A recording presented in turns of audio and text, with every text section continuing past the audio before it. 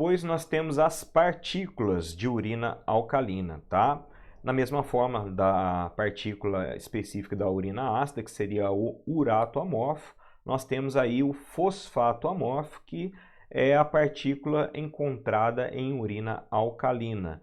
E assim como o urato amorfo, ela tem uma morfologia não definida e ela forma um fundo como se fosse uma areia nos campos. Uma característica é que enquanto a partícula de urato amorfo, além de ser logicamente de pH ácido, ela tem uma coloração que vai de alaranjado a um rosa clarinho, enquanto a partícula de fosfato amorfo, que é específica de urina alcalina, ela já tem uma coloração macroscopicamente evidenciada, bem esbranquiçada. Então essas seriam aí as partículas encontradas em urina alcalina. Depois nós temos aí a estrutura que remete ao muco. O muco ele é decorrente a um processo de lubrificação, principalmente da uretra, mais presente em uretra feminina do que na própria uretra masculina, e também pode ser um objeto da contaminação de líquido seminal masculino ou do líquido vaginal feminino. Então, quando você tem uma grande quantidade de muco, você tem uma sugestividade maior para a contaminação do material. Porém, alguns processos inflamatórios também podem levar à produção excessiva de muco nessa área. Então nós temos aqui um muco pavimentoso, que ele fica mais ou menos ao fundo do esfregaço, às vezes até dificultando a identificação de algumas estruturas, e um muco filamentoso, que são filamentos isolados que podem estar ali entre as demais estruturas. E agora chegamos à flora, e em primeiro a flora formada por bactérias. A urina ela pode conter uma pequena quantidade de bactérias que fazem parte ali principalmente do trato urinário inferior, que entram na verdade ali como contaminantes, ou até mesmo bactérias chamadas anfibiontes que fazem parte da flora marginal.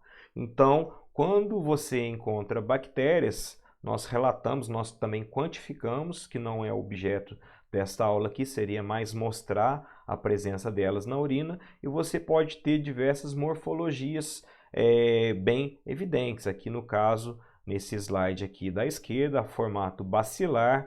Aqui nós já temos um formato que remete a um cordão de pérolas, né? Não sei se vai dar para ver muito bem através do vídeo, mas é uma característica da formação dos streptococcus, tá? Que fazem cocos alinhados como se fosse um cordão mesmo de pérola. E depois aqui nós temos uma coloração que pode aqui denotar a presença de bacilos gram-positivo. Esse aqui na urina é bem característico dos lactobacilos. Então, essa seria a flora bacteriana, depende da morfologia da bactéria que possa estar aí contaminando a urina, e deve-se observar também a motilidade dessa bactéria, porque tem algumas floras que possuem bactérias que são móveis e outras bactérias que têm imobilidade. Por exemplo, a Escherichia coli seria uma bactéria bem móvel na urina, enquanto a Klebsiella seria uma bactéria que eventualmente pode estar na urina, ela não tem uma mobilidade. Então, também já indica aí o analista mais esperto na etapa seguinte, que seria uma cultura urinária. Depois nós temos aqui a flora formada por leveduras. E a principal levedura que pode vir a contaminar a urina seria justamente a cândida. Então nós temos aí alguns tipos de cândida que podem contaminar a urina, formando algumas estruturas bem particulares. Então a estrutura mais comum seria a leveduriforme, que seria a estrutura inicial que se forma a cândida. Realmente, quem vê assim de supetão pode até confundir com hemácias, mas vocês vão ver que o formato dela é um pouquinho mais oval e elas têm pequenas prolongamentos, tá? Que são justamente a sua o seu processo de reprodução por bipartição, que fazem justamente esses prolongamentos que, quando se desenvolve, passam a ser chamados de pseudohifas e depois passam a ser chamados de hifas. Então, temos aí uma estrutura bem característica aí das leveduras. E só uma observação, é importante que o laboratório relate o estágio que ele está verificando a presença dessas leveduras. Se elas estão isoladas, se elas estão fazendo pequenos brotamentos ou se elas estão já em estágio mais avançado, que seria hifa ou pseudohifa, que aí o médico pode correlacionar se realmente existe uma infecção ou apenas uma contaminação com a flora marginal presente.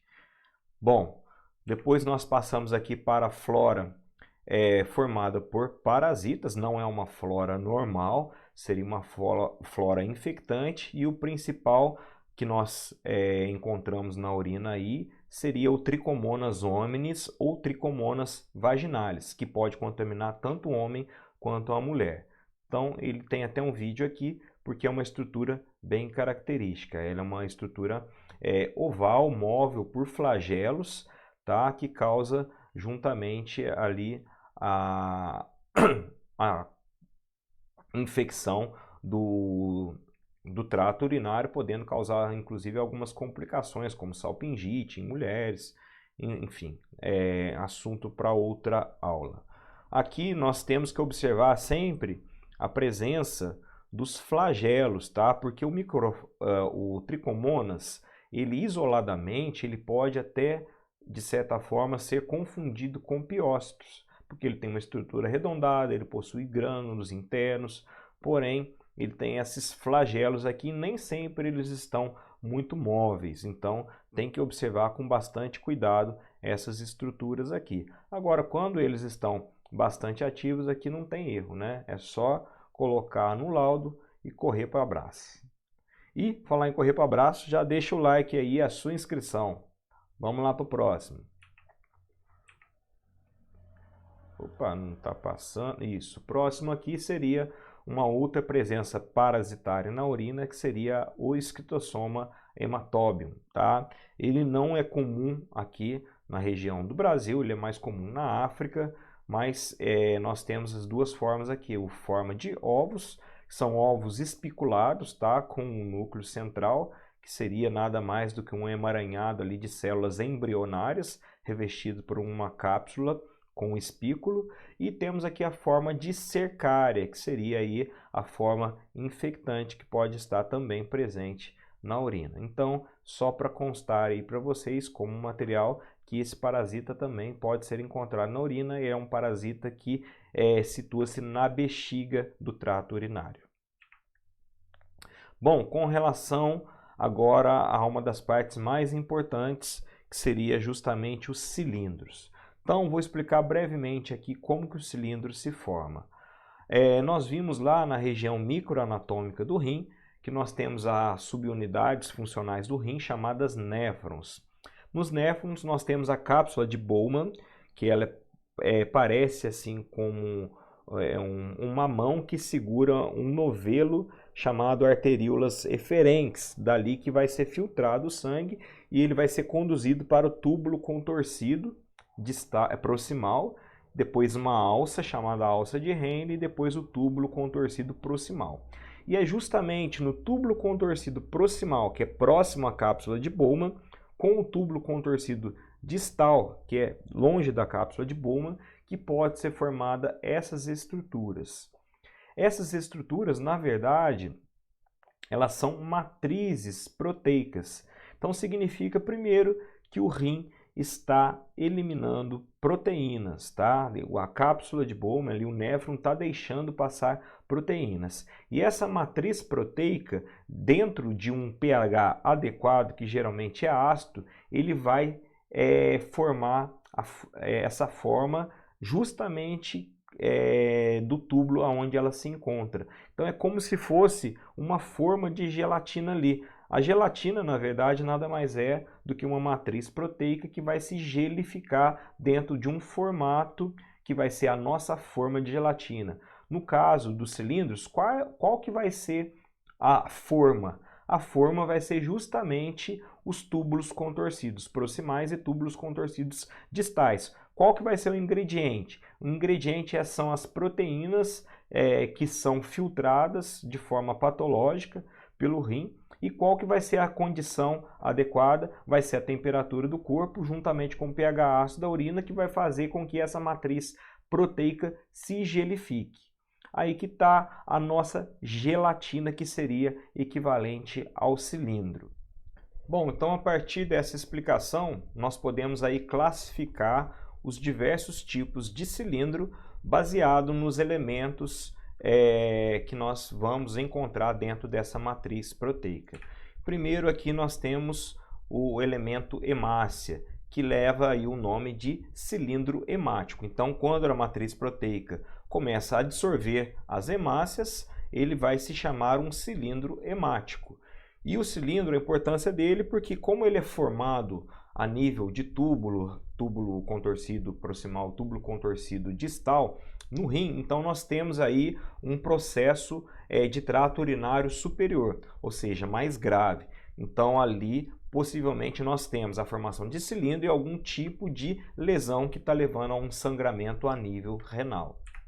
Depois nós temos aqui o cilindro leucocitário, que nada mais é do que quando essa matriz começa a absorver piócitos. E esses piócitos vão ficar ali dentro da estrutura cilíndrica e vão começar a se juntar. Então tem que tomar cuidado para não confundir o cilindro leucocitário com o aglomerado de piócitos, tá? Porque os piócitos, quando eles aglomeram, pode ser que a formação deles seja até parecida com um cilindro, mas você tem que evidenciar realmente as bordas hialinas para ver a estrutura do piócito que vai estar aprisionada dentro do cilindro leucocitário.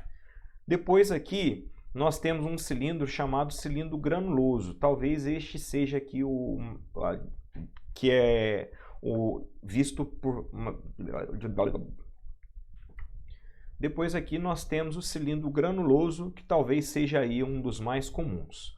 O cilindro granuloso ele é decorrente do processo de degeneração dos elementos celulares que estariam aprisionados dentro da matriz proteica do cilindro. Então, quando esse cilindro se forma, geralmente ele fica aprisionado em algum local ali dos túbulos e esses corpos, né, celulares que vão sendo absorvidos passam por processo de degeneração, ficando morfologicamente irreconhecíveis. Daí formam-se uns grânulos. E esses grânulos, quando o cilindro se solta e vai para a urina e conseguimos verificar através do sedimento urinário, nós classificamos este cilindro como um cilindro granuloso, quer dizer, ele perdeu a morfologia do elemento que ele havia absorvido na verdade, né? Então aqui nós temos exemplos de cilindros granulosos. Podem ver que todos têm o formato cilíndrico, justamente por causa do túbulo. E depois, em uma etapa posterior ao cilindro granuloso, nós temos os chamados cilindros sérios. Ele se chama sério porque deriva-se de cera. Como os elementos celulares possuem em sua maior parte substâncias lipídicas que pertenciam à membrana citoplasmática, o processo de degeneração dessa membrana lipídica leva à formação dessa cera. Então, por isso que a matriz desse cilindro hialino é bem densa, quebradiça, fazendo com que o cilindro fique bem delimitado e característico de um pedaço literalmente de cera que estaria ali modulada dentro desses túbulos. E então a significância clínica deste tipo de cilindro seria em quadros aí de extrema estase urinária, principalmente aquelas pessoas anúricas que eliminam menos de 400 ml de urina diariamente, ou um quadro de insuficiência crônica bem avançado. Então é um sinal aí bem sugestivo de gravidade do quadro renal. Então nós temos aqui o formato característico que tem essas entradas, pois são quebradiços, já é uma estrutura aí bem característica desses cilindros serosos, que são bem delimitados, mais opacos. Aqui nós temos cilindros celulares, tá? Que também tem uma relação bastante próxima com os cilindros sérios, porque geralmente quando as células se dissolvem, aqui são células do túbulo renal, e essas células são decorrentes a um processo de estase urinária prolongada. Então nós já temos aí uma ideia de um quadro de insuficiência renal de longo prazo. E aqui, por último, nos cilindros, os cilindros cristalinos, que não são tão comuns, mas é a mesma raciocínio, a mesma lógica no qual a matriz proteica começa a absorver ou adsorver aí os elementos cristalinos formando essas estruturas. Lembrando sempre que tem que ter o formato cilíndrico, ou você conseguir ver a matriz hialina que está aprisionando as estruturas cristalinas aqui neste caso. E depois nós temos alguns elementos que podem eventualmente ser achados na urina, aqui no caso o espermatozoide. O espermatozoide, tanto na urina de mulher quanto no de homem, o que difere é a conduta do analista. Quando achado em urina de mulher, não deve ser relatado porque provavelmente é decorrente de alguma relação sexual. Então o ideal é falar verbalmente para ela, fazer uma nova coleta para que seja processada a amostra e não prejudicar o resultado. Agora, caso seja encontrado em urina de homem, aí sim já pode ser relatado, inclusive com uma observação para o médico fazer diagnóstico diferencial de eventuais quadros de prostatite, porque neste quadro em específico pode ter a liberação patológica de espermatozoides na urina. Então, pessoal, basicamente nós passamos por todos esses elementos aqui, vimos um a um, seriam os sedimentos urinários, e temos aí a nossa conclusão, né, através desses 3 últimos vídeos, que nós primeiramente fizemos aí o estudo dos elementos físicos, depois os elementos químicos e o sedimento urinário. E se você chegou até aqui, acredito que tenha gostado do material, e eu vou deixar aqui na descrição e no comentário fixado o link de um material muito bom que aborda toda essa parte teórica, prática e atlas de urinálise. Então, confira lá, se vocês gostarem, aconselho aí a estarem adquirindo. Então, lembrando somente aí que o exame de urina ele não é específico apenas para trato urinário. Ele é um exame poliespecífico que pode estar indicando aí vários tipos de patologia, não somente aquelas relacionadas aos órgãos do trato urinário, mas como órgãos anexos e até doenças metabólicas. Beleza? Então, fico por aqui, espero que tenham gostado. Não deixem de se inscrever, porque toda semana haverá material de educação e saúde e conto com vocês. Valeu, aquele abraço, falou!